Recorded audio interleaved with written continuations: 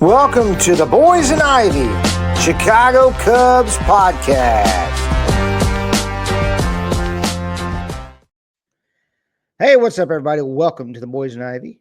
I'm your host, Jason Mead, alongside my partner, Mr. Parker Park Chop Mead. What's up, everybody? How you doing today, pal? Not very good. Not good at all, because we were hoping the Cubs would close it out and we'd be doing a celebration show, but no. We skunked it up today. But we want to welcome you to the show. We're going to talk about that. I'm sorry. We're going to talk about game one. We're going to talk about game two. And we're going to talk about game three that's coming up tomorrow. That's the pivotal game in this series. And hopefully we can close it out. That way we can go play Milwaukee to extend the season, because we love nothing more than what, Park? The Chicago Cubs. The Chicago Cubs. But we're going to start off with the bobblehead of the day. Parker, who is the bobblehead of the day? The bobblehead of the day is me.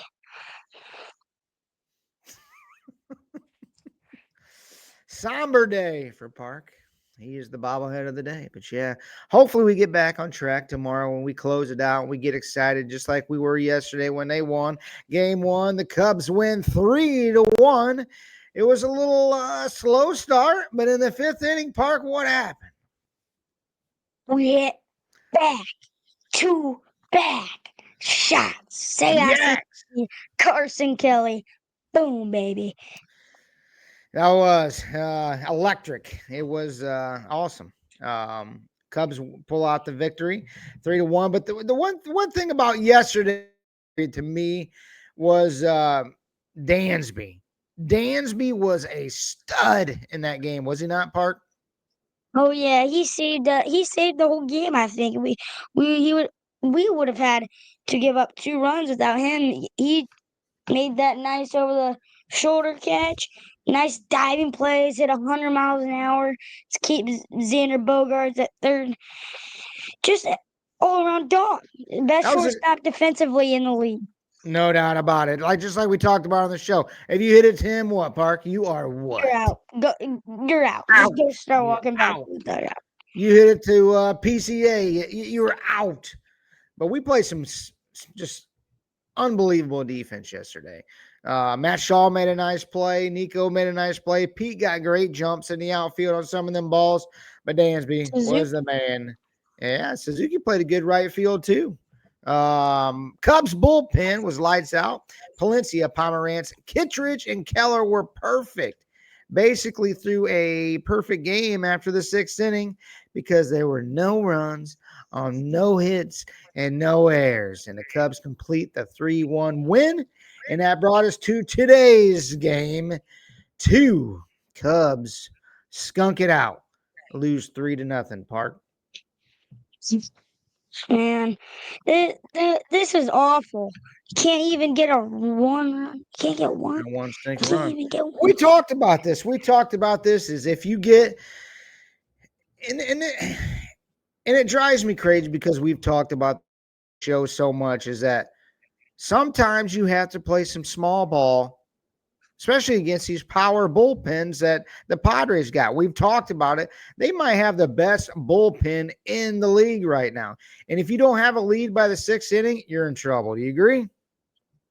Oh yeah, it's just, man, they just got everybody. I feel like their just pitching staff is automatic. It's automatic.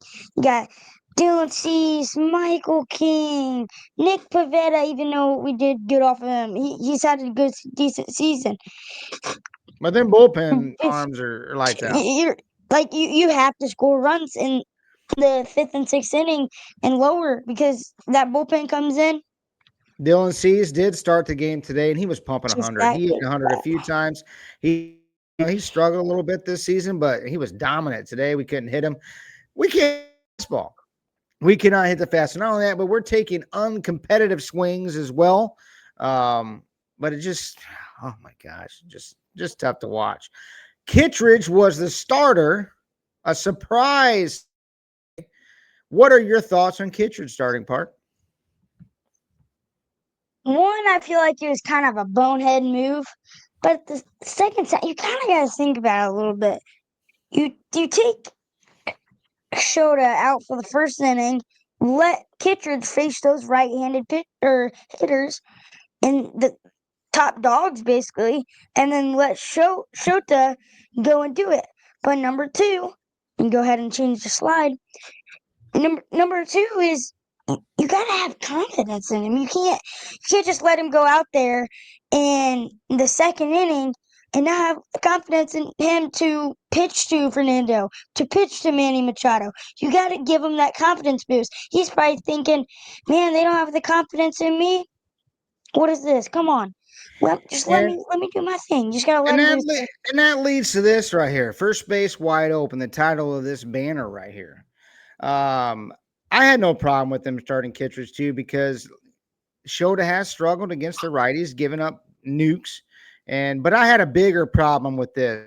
We had Fernando worked a great at bat against Shota and ended up drawing a walk. There was one out in the inning. Arise comes up, bunts him to second. Holy cow! Can you believe somebody in the major leagues actually bunts? It's everybody but the Cubs. Every single, oh gosh, it just drives me crazy because, hey, I'm tired of these analytic nerds all the time, never wanting to bunt. Guess what bunting does? It moves runners along.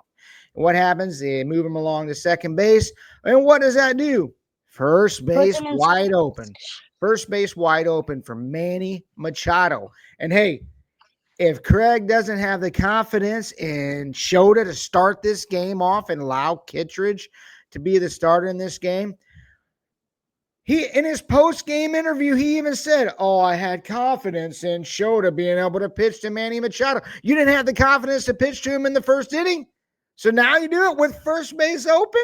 Are you kidding me? When you have a left-handed batter on the bench, Jackson Merrill, that's a lefty, and you wanted to play the matchup with Manny, and bam, he hits a 2-run shot. It didn't matter because we couldn't score anyway, but that was like when I seen that, instantly, well, that's a ball game because we ain't scoring because we're not scoring off Mason Miller. We're not scoring off. Quarterback. Whoa, man. What? Oh, you were frozen. You were frozen. But yeah, we're not scoring off that bullpen. There's no way. You've got to get a lead early against these guys and hope to close it out. The Cubs, they strike out way too much. Every time. It's almost, we had 11 strikeouts today. I'm so sick of it. I don't care if you just foul it off. A couple foul tips Put would be the nice. bat Good on the night. ball. Jeez, oh, Pete. Sick and tired of every time someone's striking out. It seems, man, just punching us in the mouth, man. We had our ticket punched, like I said, 11 times tonight. Jeez, oh, peace. Hit the freaking ball. 104, Park. Unbelievable. 104 is Mason Miller. That dude is a dog. Hey, I mean,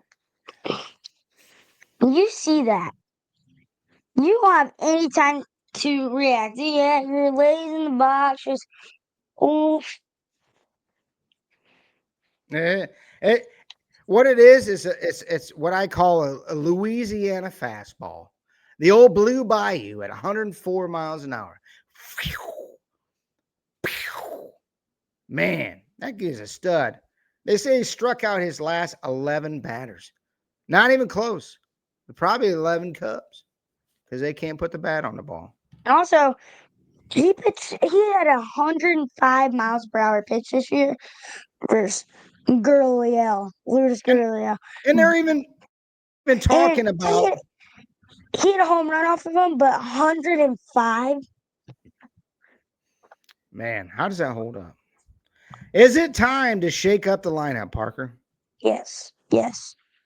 I What do mean, we do here? I don't have a piece of paper, but even oh,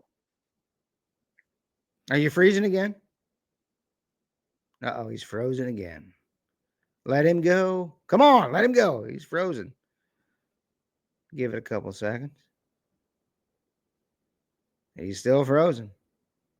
We have a technical difficulty right now. I haven't seen Oh, him. he's back. He's back. He's back. He's back. But you were telling me earlier, you're like, well, one, Pete needs to look for a fastball, and two, you said to put him at dead last. Dead last. Put Pete at dead last. I did. He's just not looking like he's got any confidence in the box right now. He's struck Slamming his out. helmet. He's struck out 5 times already. Him and not hey, he ain't the only guy. I mean, like I said, we struck out 11 times today. Good night. But PCA and Hat both are struggling right now. Park, what do you think? This is not good. They're 10 for 14. Well, if they're a 10 for 14, and I'm happy about that. No, my bad. They struck out like 10 or 11 times combined in the series. Or not in the series, the past games. I cannot The talk past today. 2 games. Yeah, spit it out, boy. But not only that, but Kyle Tucker looks a little bit off. I look at Kyle Tucker right now, and he looks like he's about 70%. And right now in game 3 of this series, we can't have 70%. And I'm sorry to say it, but I know he's an all-world talent. I know he's an all-star, and I know he's this, and I know he's that. But I know one thing's for sure. He doesn't look like 100%, and we need a guy that's 100%. And I am really confident in Moises Mo. Ballesteros. I want to see Mo. him be the DH. But I'm sure Cubs Nation probably would not want that. I don't know. They might. But that's just my opinion. I think we need to shake it up a little bit. If we got Moises on the roster, he's a good bat-to-ball skill kind of guy. And I think that he would fit in well with this lineup right now going into tomorrow. What do you think? What do you see, Park? I see the same thing. Mo Baller on the ball. Every time he's got his chance to play, he's done pretty good, except for the first couple games. But I I agree. I definitely agree. And another question is, I know it's kind of on the fly, but what would be your top five? Like 1, 2, 3, 4, 5 batters. My top 5 right now would be I'm gonna go throw you a hook right here. I would honestly, I'll go Nico 1. I would go Seiya 2. I would go Michael Bush Push 3. I would go Moises 4. Swans. And Swanson 5. Yeah, Swanson 5. I mean, Like that. that's just me.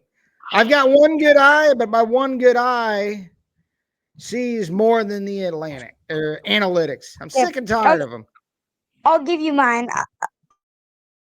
Nick spot, or actually no, Dansby leadoff spot.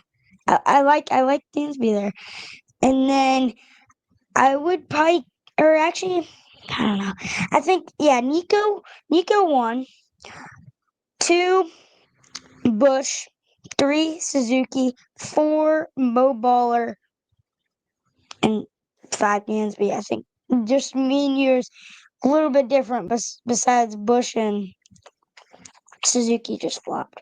I say Bush at the second spot, but at the same time, I like Suzuki at the fifth spot because that's where he's been doing great at. I mean, he gets The the one RBI situations, and that's the one thing that's been good with Seiya is that we've talked about this between me and you is that he hits better when he plays the outfield. He really does. I think he's more engaged in the game. I think he's like a confidence thing with him because he's been tearing the ball. What does he have? 5 home runs in the past. six, I mean, he's been six tearing home it up. runs in the past I gotta 5 tip my games. hat. I gotta tip my hat to Seiya Suzuki because I usually am pretty hard on him, but I'm gonna have to tip my hat to him. Tomorrow. Now, one thing today too, we brought Colin Ray in there late in the game, and I'm like, "What are you doing?" Because me and you both were big on Colin Ray being a starter in one of these games. I know all hands are on deck tomorrow. JMO is going in the finale tomorrow, so hopefully he comes out and pitches like he did the last game. But Colin Ray is going to be there too. I don't know. I'm a little nervous about tomorrow's game. Are you nervous about it? Oh yeah, I just don't want the season to end for the Cubs. I want to keep I making really these don't either. podcasts with you. just enjoy. I think we're gonna win tomorrow, but I feel like we just used like all our pitchers in this series.